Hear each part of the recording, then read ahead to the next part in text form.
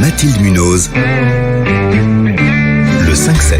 Il est 6h20, redonner de la clarté aux étiquettes des produits qu'on consomme, c'est ce que recommande un rapport du Sénat. Il faut une information plus lisible et plus fiable. Ce rapport, vous l'avez coécrit. Fabien Gay, bonjour. Bonjour. Vous êtes sénateur communiste et directeur du journal L'Humanité. Alors le problème numéro 1, c'est pas tant un manque d'informations, au contraire, c'est un trop-plein. Oui, un trop-plein, on a voté beaucoup de lois parce qu'il y a un besoin de transparence, ce qui est logique. Mais aujourd'hui, entre les labels, les scores, les mentions, les allégations, le simple marketing, les consommatrices et les consommateurs ont un peu du mal à s'y retrouver. Il y a aujourd'hui 12 mentions obligatoires et il y a presque 400 labels environnementaux et donc et ça devient impossible pour les consommatrices et les consommateurs de s'y retrouver, de faire le tri, de hiérarchiser et donc de pouvoir se déterminer dans leur acte d'achat. D'autant qu'il y a certaines informations, certaines mentions par exemple, qui ne servent pas à grand-chose puisque c'est une obligation de la loi. On a l'impression qu'ils mettent en avant quelque chose d'important alors que finalement c'est juste obligatoire. Oui, par exemple, si on reprend une question sur les cosmétiques, ne pas être testé sur les animaux, en Europe, c'est simplement la loi. Donc, de rappeler la loi, c'est très bien, ils en font un outil marketing, alors qu'en réalité, c'est simplement la loi. Et c'est pareil pour tous les produits, où certains sont plus concernés que d'autres. Vous avez la beauté, l'alimentaire, où c'est vraiment... Non, c'est un peu tout. Par exemple, je prends une grande marque de café, il y a plusieurs... allégations ou plutôt marketing sur la question environnementale. Mais il y en a une qui, pour moi, est trompeuse. Par exemple, c'est neutralité carbone. Il est impossible de dire qu'une dosette de café est neutre en carbone parce que c'est en vérité incalculable et invérifiable, ce que nous a bien dit le ministère d'ailleurs de l'Agriculture et de l'Alimentation. Donc de le mettre et de la poser sur leurs produits, ça revient en réalité à tromper le consommatrice et le consommateur. Et puis ce que vous soulignez aussi dans votre rapport, c'est que non seulement il y a plein d'informations et que généralement on passe pas des heures dans un supermarché, on va vite et en rayon on n'y passe pas 70 secondes, je crois, c'est ça que vous avez... 70 secondes dans un rayon, vous achetez en réalité 3-4 produits et moi qui fais les courses, mais comme beaucoup d'auditrices et d'auditeurs, en réalité, on va dans ce qu'on connaît.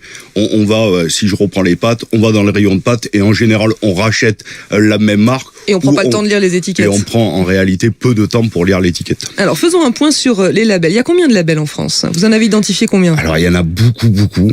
Sur la question rien qu'environnementale, il y en a 400. Après, vous avez les labels, label rouge est le plus connu, mais vous avez les AOP, les IGP. Et par exemple, sur les labels, nous on appelle en réalité à labelliser les labels, ce qu'on appelle, parce qu'aujourd'hui, une marque où un agro-industriel peut créer son propre label. Donc, entre le label rouge, pour en citer un qui est le label le plus connu et qui dit quelque chose, et entre le label créé par un industriel, on a un peu du mal à s'y retrouver. Et d'ailleurs, la plupart ne sont pas des labels d'État et validés et vérifiés, c'est plutôt des labels faits par les industriels. Tout à fait. Et il y a des labels aussi, des associations de consommateurs, est-ce qu'il y a des organismes indépendants ? Il y a tout ça est mélangé, c'est ça ? En réalité, entre le label certifié, le label que l'on connaît, je reprends des AOP, des IGP qui veulent dire que c'est un produit du terroir ou de tel territoire, et le label qui est construit, fabriqué de toutes pièces par un agro-industriel, on a un peu du mal à s'y retrouver. C'est pour ça que nous appelons à labelliser les labels. Et qui les contrôle ? Qui valide la pertinence scientifique des critères d'évaluation ? Alors il y en a plusieurs, mais si par exemple je prends le Nutri-Score, parce qu'on a un gros... ça c'est scientifique. C'est des scientifiques français qui ont fait le Nutrinet, qui a donné aujourd'hui le Nutri-Score à la française. C'est celui que vous retrouvez en général en bas à gauche, entre la lettre ABCDE. E, vert, rouge. Ça, ce sont des critères objectifs et scientifiques. Et d'ailleurs, 60% des produits alimentaires aujourd'hui ont généralisé le Nutri-Score, et nous, on appelle à le généraliser pour l'ensemble des produits. Pour vous, il faudrait en garder combien ? Combien sont réellement utiles, des labels ? Vous dites qu'il y en a plus de 400, on n'en a pas besoin de 400 réellement ? Non, il faut faire le tri. Par exemple, sur la question environnementale, je pense que si on était sur une dizaine de labels environnementaux, entre celui qu'on connaît le mieux pour le consommatrice et le consommateur, le AB, et puis le label européen, maintenant c'est les petites étoiles, et puis quelques-uns qui pourraient dire, par exemple, le HVE, haute valeur environnementale, c'est-à-dire en général des produits qui font de la transition écologique. Voilà, si on en avait 4-5, Je pense que chacun et chacune pourrait mieux s'y retrouver que les 400 aujourd'hui. Alors, dans votre rapport, il y a toute une partie aussi sur les applications qui évaluent les produits et qu'on est de plus en plus nombreux à utiliser. On le voit dans les rayons des supermarchés. 25% des consommatrices 25%. Et des consommateurs. Avec le téléphone en main à vérifier 2-3 choses dans les rayons. C'est quoi le problème avec les applications ? Il n'y a aucun problème. Nous, on ne veut pas freiner l'innovation privée ou citoyenne ou engagée. Il y en a plusieurs. Il y a du privé, il y a du militant, il y a du citoyen, tant mieux. Mais il y a besoin là aussi de certifier. Pourquoi ? Je prends la plus connue, et tant pis, je vais la citer, Yuka. Moi, je n'ai aucun problème avec elle, mais sauf lorsqu'elle propose une alternative. C'est-à-dire que vous scannez un produit A, et elle vous dit, voilà la qualité nutritionnelle, et attention, c'est pas très bon.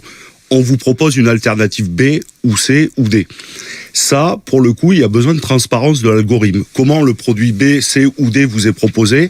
On a auditionné, on a eu du mal à comprendre. Ils nous ont dit, en réalité, c'est les produits qui sont le plus scannés dans tel type de...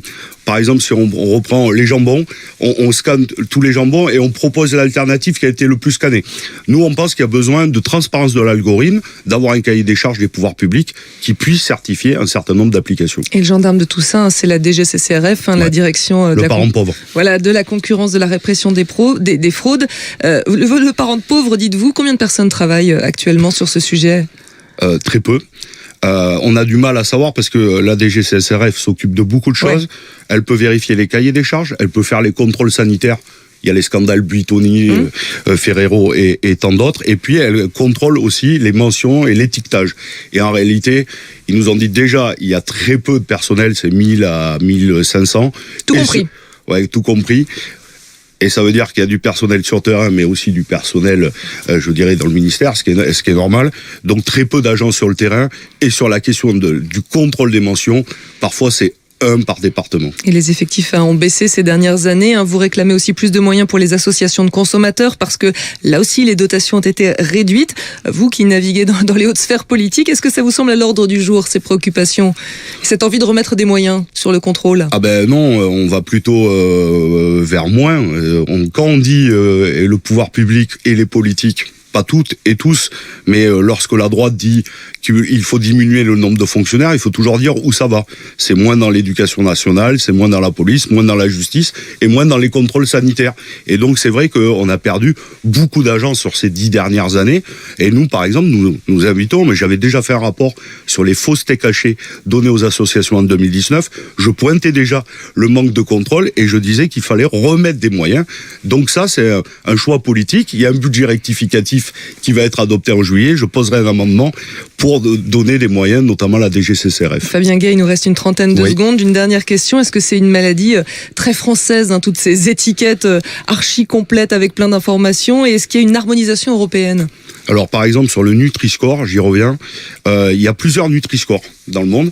Le Nutri-Score français est celui qui est le plus utilisé déjà par 7 pays européens, et à la fin de 2022, la Commission européenne va en imposer un, et donc nous proposons, nous invitons que ça soit le Nutri-Score à la française qui devienne la référence européenne et mondiale, parce qu'une nouvelle fois, elle s'appuie sur des données scientifiques. Merci Fabien Gay, sénateur communiste et donc auteur d'un rapport sur toutes ces étiquettes et tous ces labels, ces mentions qu'on voit partout sur les emballages. Il faut faire le tri, c'est ce que vous nous dites et vous nous l'avez bien expliqué. Merci à vous, il est 6h28.